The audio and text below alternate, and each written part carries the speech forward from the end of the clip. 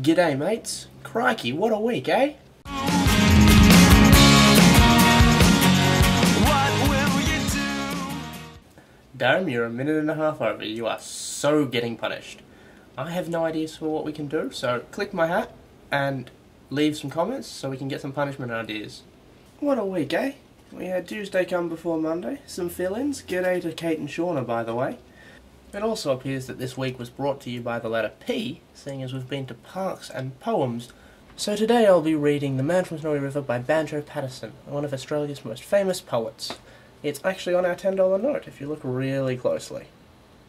There was movement at the station, for the word had passed around that the colt from old Regat had got away, and had joined the wild bush horses. He was worth £1,000, so all the cracks had gathered to the fray. All the tried and noted riders from the stations near and far had mustered at the homestead overnight, for the bushmen love hard riding where the wild bush horses are, and the stock horse snuffs and battle with delight. There was Harrison who made his power when Pardon won the cup, the old man with his hair as white as snow, but few could ride beside him when his blood was fairly up. He would go wherever horse and man could go. And Clancy of the Overflow came down to lend a hand, no better horseman ever held the reins.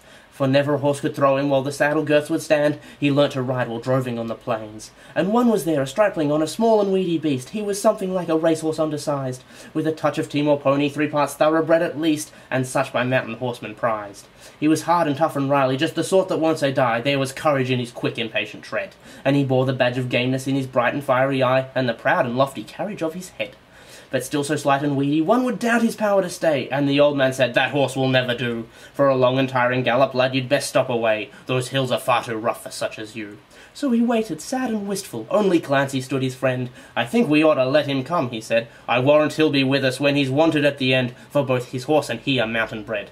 He hails from Snowy River, up by Kosciuszko's side, where the hills are twice as steep and twice as rough, where a horse hoofs strike firelight from the flintstones every stride, and the man that holds his own is good enough. And the Snowy River riders on the mountains make their home, where the river runs the giant hills between. I have seen full many horsemen since I first commenced to roam, but nowhere yet such horsemen have I seen."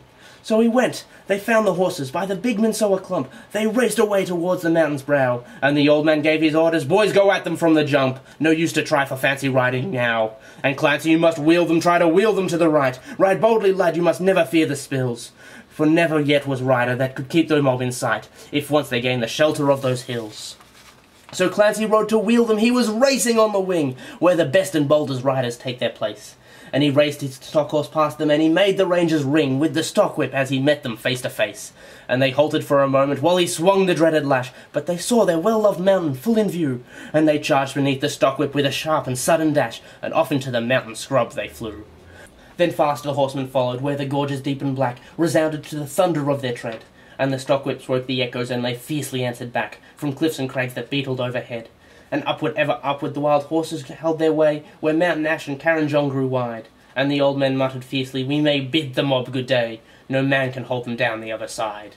When they reached the mountain's summit, even Clancy took a pull. It well might make the boldest hold their breath. The wild hop scrub grew thickly, and the hidden ground was full of wombat holes, and any slip was death. But the man from Snowy River let the pony have his head, and he swung his stopper round and gave a cheer, and he raced him down the mountain like a torrent from down its bed, while the others stood and watched in very fear.